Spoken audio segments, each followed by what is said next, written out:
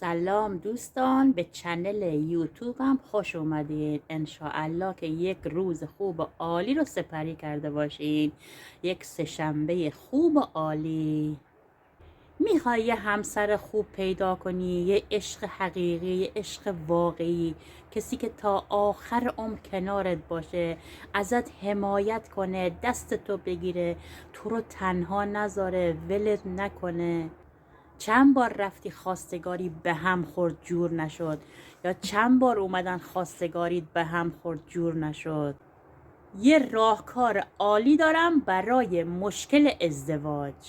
یک کلید طلایی و گشایش بخت و ازدواج.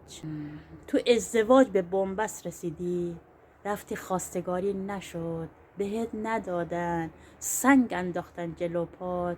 قفل بخت تو با تدبیر الهی باز میکنیم، با ذکرهای طلایی قرآن، با سوره های قشنگ قرآن، با ذکر قوی قرآنی. سوره احزابه. این سوره احزاب رو بخون و بنویس بذار تو خونتون، و حرز امام جوادم بنویس بذار تو خونتون. انشاءالله بختت باز میشه، یک بخت طلایی و قشنگ و قرآنی. انشاءالله که همه عزیزان، چه دختر چه پسر، یک بخت خوب و سفید و بلند براتون باز بشه. یه ذکر میخوام بهت بگم، اگه شوهرت عصبیه با این ذکر آروم میشه. اگر شوهرت عصبیه، دائما بحث و جدل دارین، دائما با هم بگو مگو دارین، یه روشی بهت میگم خیلی قدرتمنده، اینو انجام بده. انشاءالله که شوهرت، همسرت باهات خوب میشه. کافیه که موقعی که داری غذا میپزی، روش 3 مرتبه سوره توحید رو بخون. 3 مرتبه بگو یا غفور، 3 مرتبه هم بگو یا حلیم. فوت کن رو غذا، بده همسرت بخوره. این کار رو چند روز تکرار کن، 10 روز، 12 روز، 14 روز، تا الله همسرت خوب بشه، خوش اخلاق بشه، کاری بهت نداشته باشه، عشق بهت بده، آرامش بهت بده. وقتی خونه نیست تو نگران باشی، دنبالش بگردی که چرا همسرم دیر اومده. دوستان عزیزم، با نیت خالص حتما باید انجام بدی که اثر قوی قرآن رو ببینی، سوره توحید رو ببینی، ذکر یا حلیم رو ببینی، ذکر یا غفور رو با چشمات ببینی که چقدر اثر داره، تأثیر گذاره. شوهرت از این رو به اون رو میشه. اگر میخوای فرزندت در امان بمونه، از شر و بلا دور باشه، از گرفتاری ها دور باشه، کافیه این ذکرها رو که بهت میگم بگی. فقط روزی 33 مرتبه اول نیت میکنی، بعد 33 مرتبه میگی یا قدوس، یا رشید، یا شافی. روزی 33 مرتبه نیت میکنی، میخونی، به فرزندت فوت میکنی. انشاءالله که فرزندت از بلایا در امان میمونه، از رفیقای بد در امان میمونه، عاقبت به خیر میشه، عمرش پربرکت میشه، درس خون میشه، حرف گوش کن میشه. کافیه این 3 تا ذکر رو هر روز براش بخونی. دلت گرفته، کافیه روزی 100 مرتبه بگی یا غفور. اگر دلت گرفته، فقط به خدا توکل کن و بگو یا فتاح. اگر بیقراری، به خدا پناه ببر و بگو یا سلام. اگر قلبت شکسته، ناراحتی، نگرانی، استرس داری، توکل کن به خدا و 100 مرتبه بگو یا جبار. خدای بزرگ خودش سفارش کرده و گفت اگر ناامیدی، کافیه که اسمای منو صدا بزنی و توکل کنی بهم و پناه ببری بهم و روزی 100 مرتبه اسمای منو صدا کنی. اگر دلت گرفته، ناراحتی، هیچ که بهت اهمیت نمیده، هر کاری میکنی نمیشه، فقط توکل کن به خدا. خدا رو صدا بزن، روزی 100 مرتبه، روزی 200 مرتبه، هر چقدر میتونی خدا رو صدا بزن. یا جبار، یا وکیل.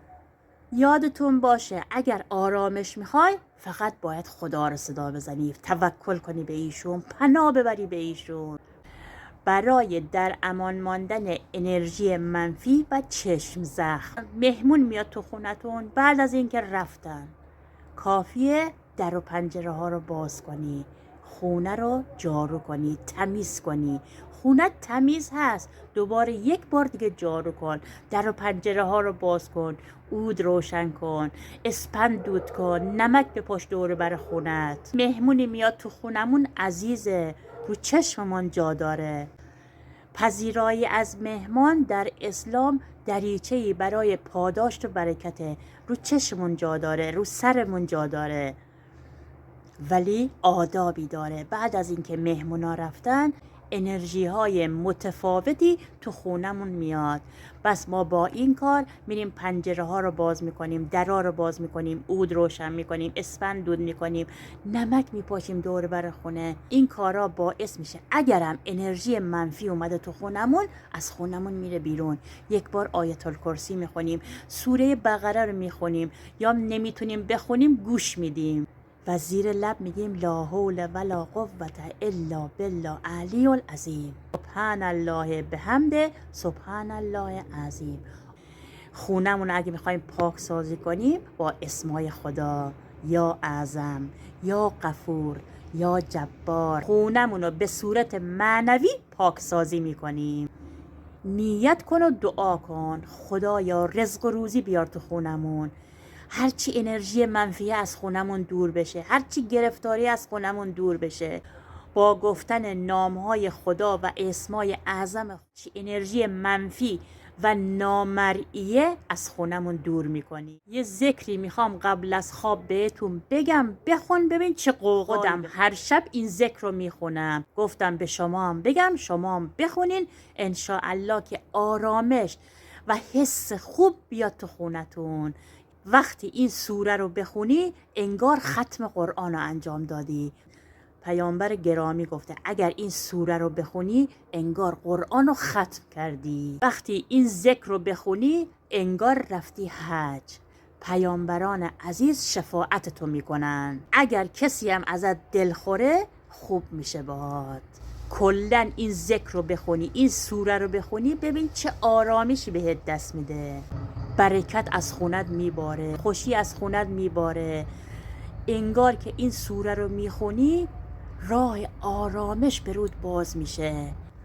داری میخوابی سرتو گذاشتی رو بالش، 3 بار سوره توحید رو بخون و معجزه سوره توحید رو ببین. سوره توحید رو بخون، حال راحت بخواب، با آرامش بخواب. از امشب ساعت 7 سه‌شنبه 29 مهر، قمر در عقربه. سری کارا رو نباید انجام بدیم.